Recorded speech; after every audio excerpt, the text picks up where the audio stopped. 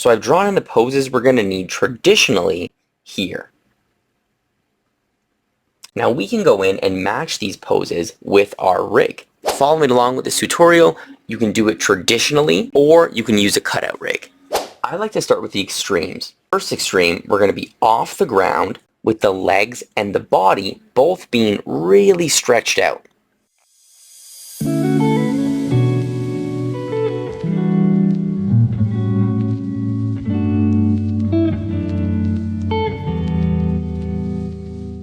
So our first pose, if we turn off our guide, is finished. You'll see back legs are outstretched, our front legs are reaching forward, and our body has this nice concave C curve this way. So in this pose, don't be afraid to stretch the body even more. You'd be surprised what you can get away with. Coming to frame 7 now for our next extreme pose. You notice here, both feet are still off the ground. However, we're a little bit lower than our last pose.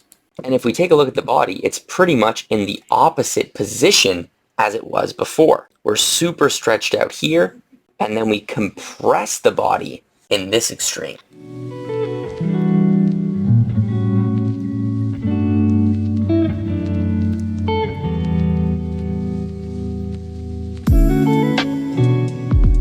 So here's without the guide. You can see our pose is looking pretty good. We got a nice rounded back, the head is forward, and the legs have a really nice energy to them. Notice our back legs are outside of our front legs. And you may be wondering why we're not touching the tail. I like to kind of save that towards the end. But if we scrub through our keys, we're getting a nice running action, and you can really see the squash and stretch of the body. So I consider those poses key poses in a run. Now we're going to add the breakdowns and help define this movement a little bit better. Our first breakdown is going to be where our front feet are touching the floor. So for a run like this, there will never be more than 2 feet touching the ground at the same time. If we take a look at our head position, it seems to be the lowest point when we compare it to our 2 other poses. But although the head is low, our back, pelvis, and legs are still relatively high as they curl underneath the body.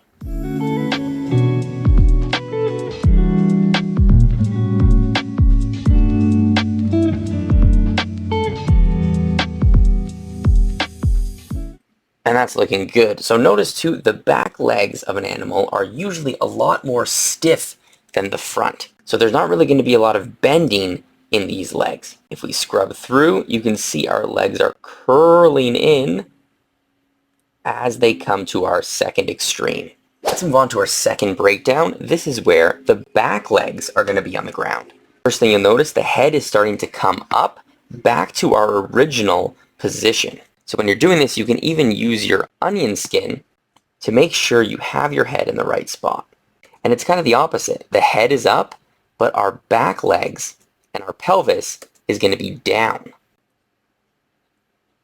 And just like the front feet were staggered, we're going to stagger these back feet as well.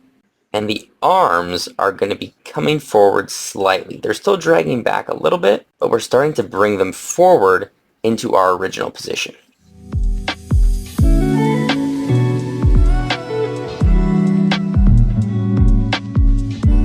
Let's turn off our second breakdown. Look how far apart the legs are. And our front arms are staggered as they come up to our second pose. Because remember, here we're kind of leaping forward to propel ourselves into this up position. Play through this. Right? It looks more like a completed run because now the feet are being planted on the floor. But I'm sure you've noticed the problem. In a real run, both feet don't land on the ground at the same time. One touches down first and then the other follows. In our next 2 poses, we're going to add that movement. The foot closest to the ground is going to be the one to touch down first. In our case, it's going to be the right foot. Now this is where cutout animation comes in handy. Instead of doing it from scratch, we're going to add a tween and tween from our first pose. You can see our head and body is already roughly in the correct position. We can get rid of those tweens, and now we can go in and manually adjust. Let's move the head up a little bit. We want our left arm to reach out even more right before it touches the ground. And let's make sure our right foot is planted. Our back legs are going to be dragging back a bit as they follow and curl in. They're still relatively high in the air here. Right, let's turn off our guide, and because of those tweens, it was relatively fast to get this pose in. So let's play through, and you can really see the difference, right? It's more like a gallop now. What's really going to take it over the edge is when we do the same thing with the back foot. So just like we did before, let's add a tween to get halfway into that position. Now we can adjust the deformers and the pegs a little bit more manually. Notice here, our left foot was closest to the floor, so it's going to touch down first. Our right foot is still kind of pushed forward. Our front hands are kind of dragging as well.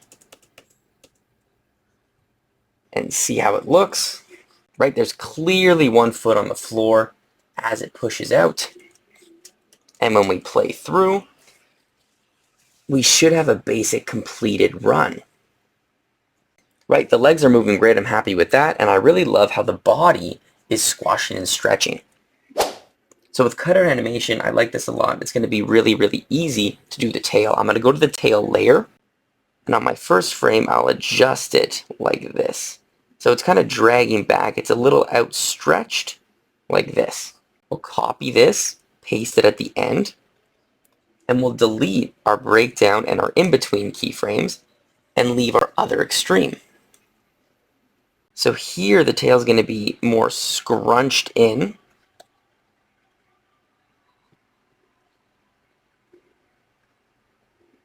We can tween through these and kind of add a little bit of ease by dragging these frames.